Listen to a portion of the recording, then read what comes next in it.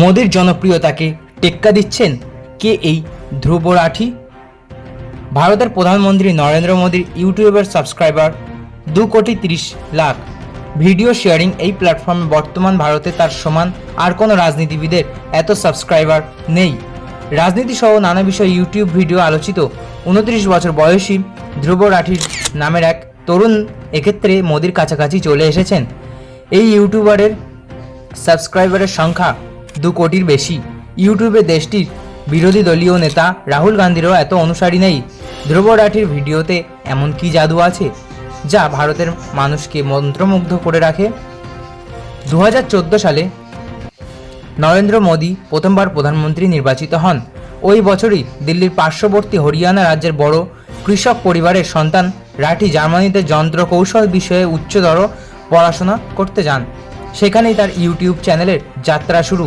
এই চ্যানেলের জন্য তিনি প্রথম ভিডিও শ্যুট করেছিলেন তার আইফোন 5s দিয়ে। ওই ভিডিও ছিল ভ্রমণ নিয়ে, তবে অ্যানিমেশন কৌশল ব্যবহার করে নিজের প্রথম ভিডিওটি রাঠি বানিয়েছিল বেশ আগেই, 2003 সালে। একটি সাধারণ ওয়েব ক্যামেরা বা ভিডিও ক্যামেরা দিয়েই সেটি বানানো হয়েছিল। মোদির ভক্ত থেকে সমালোচক। 2014 সালে দুর্নীতি বিরোধী স্লোগান দিয়ে ক্ষমতায় আসে ভারতীয় জনতা পার্টি অর্থাৎ বিজেপি। প্রধানমন্ত্রী হন নরেন্দ্র দামোদর দাস মোদী অর্থাৎ নরেন্দ্র মোদী। শুরুর দিকে মোদীকে পছন্দই করতেন রাঠি, তাকে সমর্থনও করতেন। 2011 সালে তৎকালীন ক্ষমতাসীন কংগ্রেসের নেতাদের বিরুদ্ধে দুর্নীতির অভিযোগে ভারত জুড়ে আন্দোলন তুঙ্গে ওঠে। তখন আরও লাখ লাখ কিশোর কিশোরীর মতো রাঠির মধ্যেও কংগ্রেস বিরোধী মনোভাব তৈরি হয়। তাই 2014 সালে মোদীকে স্বাগত জানিয়েছিলেন ধ্রুব রাঠি। কিন্তু 1 বছরের মাথায় বিজেপি নিয়ে রাঠির মনোভাব বদলাতে শুরু করে। ওই বছর দিল্লির শাসক দল আম আদমি পার্টি দুর্নীতি বিরোধী একটি হেল্পলাইন চালু করে, কিন্তু কেন্দ্র ক্ষমতায় থাকা মোদী সরকার হেল্পলাইনটি নিয়ন্ত্রণে উঠে পড়ে লাগে। মূলত এই ঘটনা রাঠির চোখ খুলে দিয়েছিল, তাকে করেছিল বিজেপি বিমুখ। ক্রমেই তিনি হয়ে ওঠেন বিজেপি বিরোধী। রাজনৈতিক ভিডিও। প্রথম ভ্রমণ নিয়েই ইউটিউবে ভিডিও বানানো শুরু করেছিলেন রাঠি। এখনও ভ্রমণ নিয়ে তিনি ভিডিও তৈরি করেন। ঐতিহাসিক কোনো স্থান, ঘটনা বা স্থাপত্যের নিদর্শন ইত্যাদি নিয়ে তার বানানো ভিডিওগুলোর দর্শক আকাশছোঁয়া। তবে রাজনৈতিক ভিডিওগুলোর কারণে তিনি দ্রুত জনপ্রিয় হয়ে উঠেছেন। কিছুটা ভৌতিক ব্যাকগ্রাউন্ড সাউন্ড দিয়ে শুরু হওয়া রাঠির প্রথম রাজনৈতিক ভিডিওতে মোদী সরকারের ফাঁকা ঝুলি, দুর্নীতি, সাম্প্রদায়িকতা ইত্যাদি তথ্য উৎপাত্ত দিয়ে বিশ্লেষণ করা হয়। সঙ্গে থাকে অ্যানিমেশনের মনোরম কাজ ও গ্রাফিক্সের দুর্দান্ত উপস্থাপনা।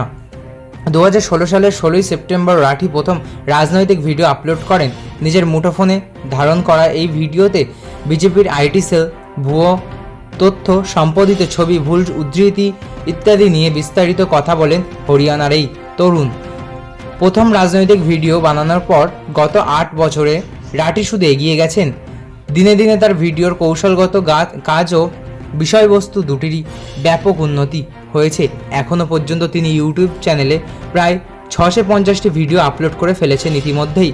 এসব ভিডিওর অনেকগুলো কয়েক মিলিয়ন মানুষ দেখে ফেলেছেন। গোপন রহস্য। বিশাল জনসংখ্যার দেশ ভারতে অসংখ্য ইউটিউবার রয়েছেন যারা রাঠির চেয়ে অনেক বেশি দিন ধরে ভিডিও তৈরি করছেন। অনেকের বিষয়বস্তু তার অনুরূপ, তাদের অনেকেরও কয়েক লাখ সাবস্ক্রাইবার রয়েছে। কিন্তু তুলনামূলক অল্প সময়ে রাঠির কিভাবে মোদির পর ভারতের দ্বিতীয় জনপ্রিয় ইউটিউবার হলেন? এমন বিশেষ কি কৌশল আছে যা রাঠিকে অন্যদের চেয়ে আলাদা করেছেন? ভাষা। রাঠি জন্মস্থান উত্তর ভারতের হরিয়ানা রাজ্যে। কৃষিভিত্তিক রাজ্যটির ছেলে রাঠি তার ভিডিওতে সাদামাটা হিন্দিতেই কথা বলেন। বিজেপির ঘাঁটি হিসেবে পরিচিত সারা উত্তর ভারতের প্রধান ভাষা হিন্দি। গ্রাম অধ্যুষিত এই অঞ্চলে রাঠির ভিডিওগুলো বেশি জনপ্রিয়। জাতীয়তাবাদী ভাষ্য। রাঠি একসময় মোদির সমর্থক ছিলেন, তাই বিজেপির জাতীয়তাবাদী ভাষ্যগুলি তার ভালো জানা আছে। এসব ভাষ্য বিজেপি এক কাজে ব্যবহার করে, রাঠি করেন সম্পূর্ণ ভিন্ন কাজে। রাজনৈতিক ব্যঙ্গ লেখক আকাশ বন্দ্যোপাধ্যায় হরিয়ানার তরুণ রাঠির এই জাতীয়তাবাদী ভাষাকে একটি শক্তিশালী যোগাযোগ কৌশল বলে মনে করেন। আকাশ বলেন তিনি জনগণের ভাষায় কথা বলেন। আকাশ বলেন রাঠি এমন এক ভাষায় কথা বলেন মোদির সমর্থকদের কাছে যেটার আবেদন আছে। তার এই ভাষায় বলা কথাটা শ্রোতাদের মধ্যে এই ধারণা জন্ম দেয় যে তিনি জাতীয়তা বিরোধী নন, বরং তিনি ঘৃণা ও দলপূজা করার বিরোধী। সময়ের সঙ্গে সঙ্গে রাঠির ভিডিওগুলোর মান ক্রমেই ভালো হয়েছে। কাজ করতে করতে ভুল ত্রুটির মধ্য দিয়ে তিনি আজকের অবস্থানে পৌঁছেছেন। এখন তিনি আত্মবিশ্বাসে টইটুম্বুর। কয়েক বছর আগেও তার এই আত্মবিশ্বাস ছিল না। অন্যদিকে সাংবাদিক না হয়েও নিজের ভিডিওতে সাংবাদিক সুলভ বিভিন্ন বিষয় বজায় রাখতে চেষ্টা করেন রাঠি। বিশেষ করে তথ্য উপাত্তের সত্যতা নিয়ে তিনি বিশেষভাবে সতর্ক থাকেন। রাঠির ভাষায়, যে কোনো গঠনামূলক সমালোচনা আমি গুরুত্বের সঙ্গে গ্রহণ করি।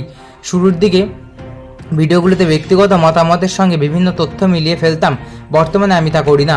টিম গঠন 2020 সাল পর্যন্ত ভিডিওর জন্য গবেষণা, স্ক্রিপ্ট তৈরি, শুটিং ও উৎপাদন ও সম্পাদনা থেকে শুরু করে সবকিছু করতেন রাঠি নিজে। সবকিছু একা করার দুর্বলতা ছিল, এতে ভুল বেশি হতো।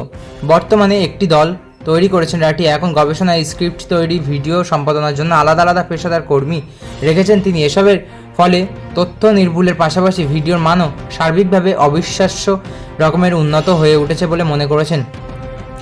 উপস্থাপনের স্টাইল, সবকিছুতেই স্টাইল একটি বড় ভূমিকা রাখে। রাঠির আলাদা করে চোখে পড়ার মতো সিগনেচার স্টাইল করা আছে। সহজ করে বলা, রাজনীতির মতো জটিল বিষয়কে সহজে মজা করে উপস্থাপনা করা রাঠির আরেকটি শক্তিশালী বৈশিষ্ট্য। জটিল বিষয় সহজ করতে গিয়ে তিনি কিন্তু তথ্য ও ভিডিও সার্বিক মান নিয়ে আপোষ করেন না। তবে রাঠি নিজে মনে করেন নিজের ব্যক্তিগত আবেগময় ও পাশের বাড়ির ছেলের মতো স্টাইল তার ভিডিওগুলো জনপ্রিয় হওয়ার পেছনে কিছুটা হলেও ভূমিকা রেখেছে। এসবের কারণে দর্শকেরা সহজে তার সঙ্গে নিজেদের মেলাতে পারেন। এত স্টাইল তাকে অন্যদের থেকে আলাদা করেছে। তাছাড়া এই স্টাইলের কারণে তাকে দর্শকেরা কোনো রাজনৈতিক দলের প্রতি পক্ষপাত দুষ্ট বলেও মনে করেন না বলে বিশ্বাস করেন ধ্রুব রাঠি। তো বন্ধুরা, এই ছিল আজকের ভিডিও। আশা করি ভালো লেগেছে। ভালো লাগলে অবশ্যই একটি লাইক করবেন এবং আপনার কী মতামত কমেন্ট বক্সে অবশ্যই জানিয়ে যাবেন। এবং আপনি যদি ফেসবুক পেজ থেকে ভিডিওটা দেখে থাকেন তাহলে অবশ্যই পেজটিকে ফলো করে দিয়ে যাবেন। ধন্যবাদ।